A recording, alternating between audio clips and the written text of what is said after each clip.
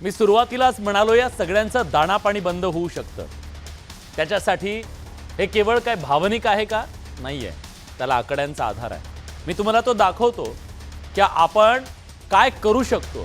भारताशी वाकडं, अर्थव्यवस्थेवर लाकडं कशी जाऊ शकतात बघा. 2024 मध्ये एकट्या वर्षातली 3,30,000 इतक्या भारतीय पर्यटकांनी तुर्कस्तानला भेट दिली आहे. हे पर्यटक आहेत फक्त, आणि या पर्यटकांनी 2013च्या तुलनेमध्ये 20.7% पर्यटकांची वाढ झाली आहे. आणि सातत्यानं तुर्कस्तानला जाणारे पर्यटक वाढत आहेत. भारतीयांचं तुर्कीच्या अर्थव्यवस्थेला जवळपास 3,350 कोटींचं योगदान आहे एकट्या पर्यटनात. बरं, बाकीचे सगळे व्यवसाय वेगळे आहेत. इस्तंबूल, कप्पाडोसिया आणि अंताल्यामधल्या जे ठिकाण आहे त्याला भारतीय पर्यटक हे भेटी देत असतात. भारतामुळे तुर्कीत 45 ते 60,000 प्रत्यक्ष अप्रत्यक्ष नोकऱ्या निर्माण झालेल्या आहेत. दाणापाणी जे म्हणालो ते हे आहे. तर या सगळ्यांच्या नोकऱ्या धोक्यात येऊ शकतात जर भारतीय तिथे गेले नाहीत तर. अझरबैजान आहे, त्या अझरबैजानचं काय, त्यांचंही तीच परिस्थिती आहे. अझरबैजानच्या GDP मध्ये पर्यटनाचा वाटा 8% आहे. 10% रोजगार एकट्या पर्यटन क्षेत्रातून येतात. आणि या सगळ्या पर्यटनामध्ये भारतीयांचं योगदान प्रचंड मोठं आहे. रशिया, तुर्की आणि इराण नंतर सर्वाधिक पर्यटक अझरबैजानला भारतातले जातात. तुमच्यापैकी सुद्धा काही जण गेले असतील, पण आता नाही. 2005ला आपल्या दोन देशातला जो व्यापार होता तो $50 दशलक्ष इतका होता. 2023 मध्ये तो $1.435 अब्ज पर्यंत पोहोचलेला आहे. हा सगळा व्यापार सुद्धा प्रभावित होऊ शकतो पुढच्या काळामध्ये.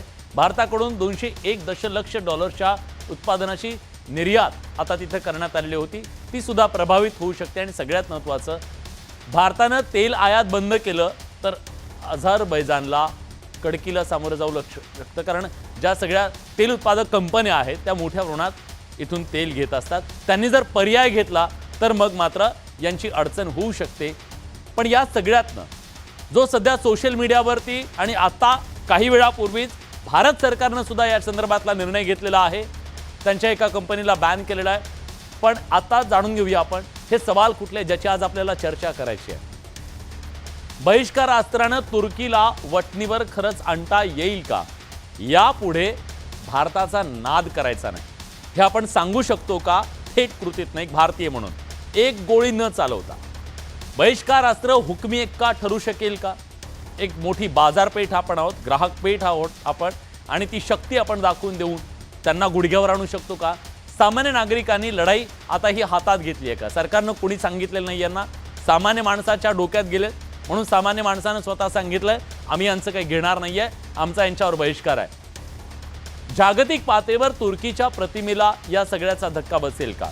कारण जर समजा पाकिस्तान सारख्या दहशतवाद्याच्या सोबत आपण जाऊन उभं राहिलं तर का कोणाची प्रतिमा उजळणार आहे का? त्यालाही लोक दहशतवादीच म्हणतील.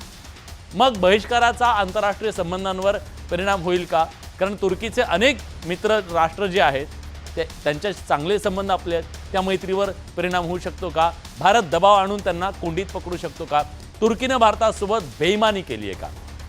संकटाच्या काळात मदतीला उभं राहणारा भारत आणि भारताच्या विरोधात हे सगळं करणं भारतीयांना आवडेल का? अजिबात आवडणार नाही. म्हणून तर भारतीय म्हणतायत बायकॉट तुर्कस्तान. ऐका भारतीयांच्या भावना काय आहेत, सामान्य माणसाची भावना काय. ते बॅन केलं पाहिजे. म्हणजे आय अंडरस्टँड की तिकडे खूप मोठं म्हणजे त्यांचं टुरिझम एक खूप मोठं त्यांच्यासाठी गोष्ट आहे. पण आपल्या इथे काय चाललं आहे त्या हिशोबाने जर बघितलं तर मला नाही वाटत की आपण त्याला सपोर्ट केला पाहिजे, आपण त्याच्यावर बॅन आणला पाहिजे. पाकिस्तान एक टेररिझम आहे, ते त्यांनी लपवलं होतं. ते सगळ्यांना एकदम बोलताना खूप एकदम चुभलं पण आहे बघितलं तर. मला तरी असं वाटतं टर्की जे आपण आता प्रमोट करतोय, आता पाकिस्तानला प्रमोट करतोय, जे पण ॲपल असो किंवा टुरिझम असो जे पण असो, मला तरी असं वाटतं की त्याला बॅन केलं पाहिजे. एवढं सगळं आपला लोक, इनफॅक्ट बाहेरचे लोक येतात ना टुरिस्ट, ते लोक पण म्हणतात की तुमच्या इंडियामध्ये खूप सगळं आहे, फ्रूट्सपासून टुरिस्टपासून सगळं खूप आहे, तर आपण का त्याच्यामध्ये इन्व्हॉल्व नाही होतात.